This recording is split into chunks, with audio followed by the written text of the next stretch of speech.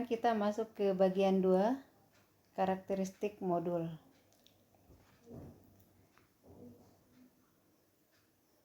Nah, tadi yang sudah saya sebutkan, salah satu karakter modul adalah self-instructional.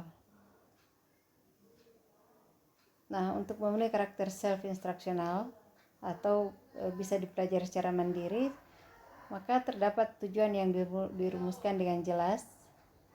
Nah, ketika menyusun modul, maka tujuan ini memang betul-betul harus jelas apa yang ingin dicapai setelah mempelajari modul tersebut. Kemudian terdapat materi pembelajaran yang dikemas ke dalam unit-unit kecil atau spesifik. Nah, untuk meramu materi pembelajaran, uraian materi ini sangat tergantung dari kreativitas teman-teman guru. Mau di situ berupa gambar, mau diagram, mau hanya ulasan semuanya, mau diselipkan dengan audio kalau misalnya dia nanti dibikin ebook, atau malah dengan video sekaligus, itu semua tergantung dari teman-teman. Kemudian tersedia contoh dan ilustrasi yang mendukung kejelasan pemaparan. Nah, ini karena dia self-instructional, jadi anak belajar mandiri dan tidak ada tempat bertanya. Modul ini sudah mewakili guru, sehingga betul-betul contoh dan ilustrasinya itu harus mendukung apa yang dipaparkan dalam modul tersebut, sehingga kalaupun ada yang anak belum pahami, itu hanya sedikit dan boleh jadi setelah diulang-ulang dipelajari anak akan menjadi paham. Kemudian ada soal latihan, tugas, dan sejenisnya yang memungkinkan peserta didik memberikan respon dan mengukur penguasaannya sendiri. Kemudian bersifat kontekstual, ini selalu karena fokus pembelajaran kita di era sekarang ini memang harus sesuatu yang kontekstual. Kemudian menggunakan bahasa yang sederhana dan komunikatif. Nah, ini juga mungkin yang membedakan modul dengan buku-buku paket yang disusun oleh penerbit-penerbit besar yang cenderung bahasanya menggunakan bahasa level menengah ke atas, sehingga tidak semua siswa terkadang bisa cepat paham.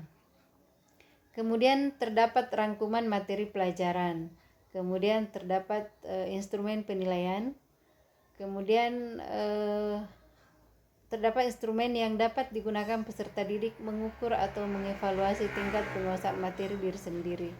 Jadi ada peserta didik bisa mengisi instrumen sehingga bisa mengetahui sudah sejauh mana dia paham materi tersebut.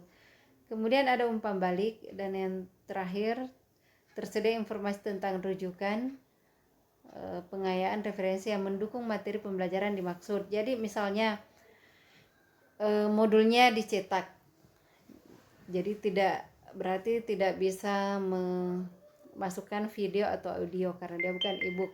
Maka teman-teman bisa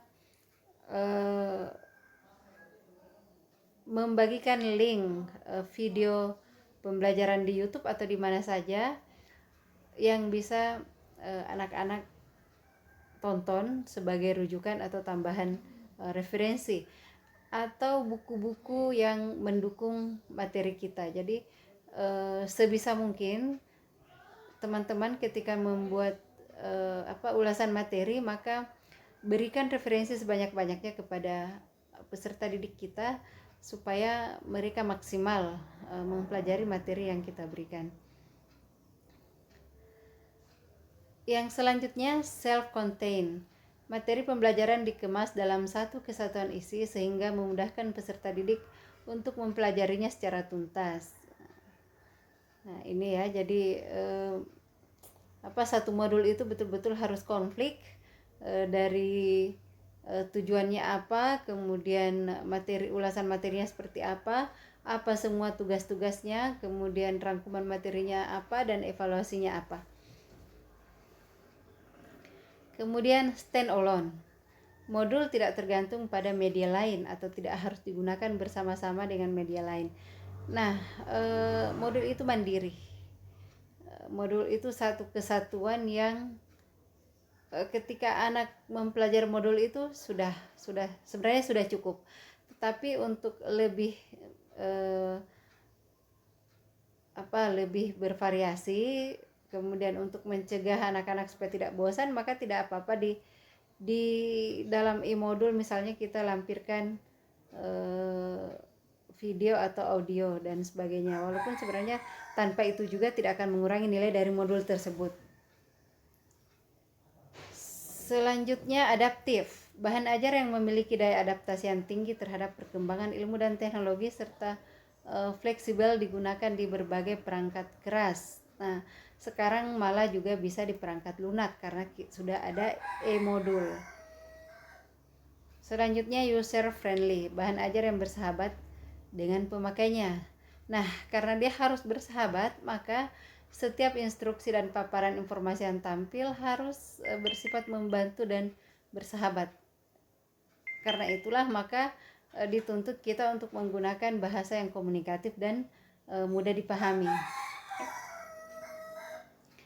Nah, itu bagian